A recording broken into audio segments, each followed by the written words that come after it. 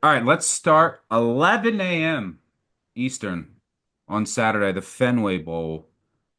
UConn versus North Carolina. This is the kind of misconception bowl I call it because everyone thinks what the wasabi, the Well, the fruit logo is, looks like, yeah, the logo looks yeah, like. is sponsoring this bowl, but it's a I don't know, it's a tech brand or something. Big news in this game, 11 a.m. Eastern. Oh, hey, where are you drinking in Boston before we get in? So this is, I will say, sandwich places. Monica's, if you're on the north side, apparently really good sandwiches. Charlie's Sandwich Shop on the south side. And then I messaged, I don't know how reliable he is, but I messaged one of our degenerate editors, PJ Walsh, who I love. He says most of his dives in Boston went under during the pandemic, but the greatest bar, which I've actually been to once, is near TD Garden. He said that was his favorite spot if you were going to go somewhere before games in Yep. Boston. But sandwiches wise, Monica's, I think that's on the north side. Charlie's Sandwich Shop, which is like a diner on the south side. I am petrified to give suggestions on like the big cities because I know I'm going to be Yeah. wrong and everyone's going to say, no, don't go here. So that don't come at me. But Fenway Bowl, UConn versus North Carolina. Big news here. UNC fired head coach Mac Brown, who will not be with the team. It's Freddie Kitchens. You might remember him from his Browns days. He'll serve as the interim head coach. Bill Belichick is bringing him back. Offensive coordinator Chip Lindsey also left for the Michigan job. Wide receiver coach Lonnie Galloway, I believe he's going to be calling plays. He did so in the Holiday Bowl 2 years ago. It's not confirmed yet. There are some impactful opt-outs for UNC. Marion Hampton, who doesn't get talked about enough because of Ashton Genty, because of Cam Scatterboom, because UNC wasn't great this year. He was as good as any back in the country. Rucker, their defensive end, he declared for the NFL draft as well. Their defense took a major uptick once he came back from injury.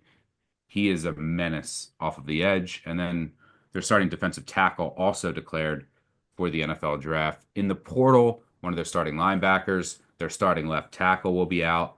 A couple guys went into the portal and withdrew. UConn, they have a couple guys in the portal, including their starting cornerback, their starting wide receiver. Both of those guys are important, but it appears they're going to play. Jim Morris said most of the guys in the portal are going to play. This is a tough game. You're definitely, this is UNC. This is the coachless spot, and the coachless spot where there's people that opted out that are key players, right? You go back over the past 2 years, teams without a coach, I think, are now 2-10 straight up, 3-9 against the spread. We bet Sam Houston. Sam Houston was a case where the coach left, but everyone still cared, right? You saw that with James Madison last year. I'm not sure UNC really cares here. So this just could be a complete no-show. And then without Hampton, he makes their offense. Without Rucker, he makes their defense. I kind of lean UConn, even though I don't see any value in the number. What do you see here? I've already bet UConn +3. I mean, let's just go high level real quick. Belichick has been given 40 million. That's twice of what we estimate the price at Ohio State bought their team at this year. Belichick's been given 40 million to work this roster. Do you think any of these players on here really feel like they're auditioning for their job? Yeah. Probably not. And the strength of this offense was Amari Hampton. Left tackle Harold Sampson, he's going to Texas Tech. That's a huge problem because he had 822 snaps at left tackle, and only 41 of them went to Jakaya Leftwich through the whole season. So there you have a big hole at blindside tackle. He's Jacoby, in the portal too, by the way. yeah. Oh, Jacoby Criswell. You're going to see 15 touchdowns and 6 interceptions. He's not good. 8 big time throws, 13 turnover worthy plays outside the top 100 in passing success rate.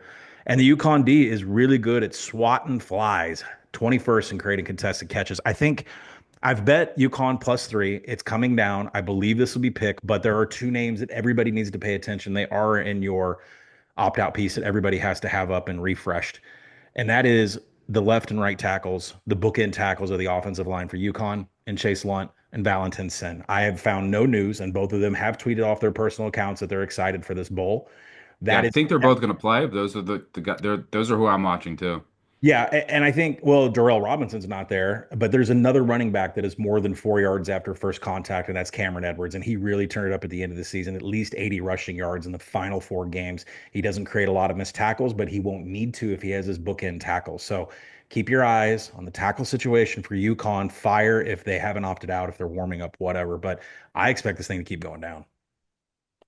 Yeah, I think it's a spot play, and just who UNC has out and the noise, right? We saw that with Ohio, Jacksonville State, two teams without a coach. All the noise said Ohio really cares, Jacksonville State doesn't, and that's how it played out in the field.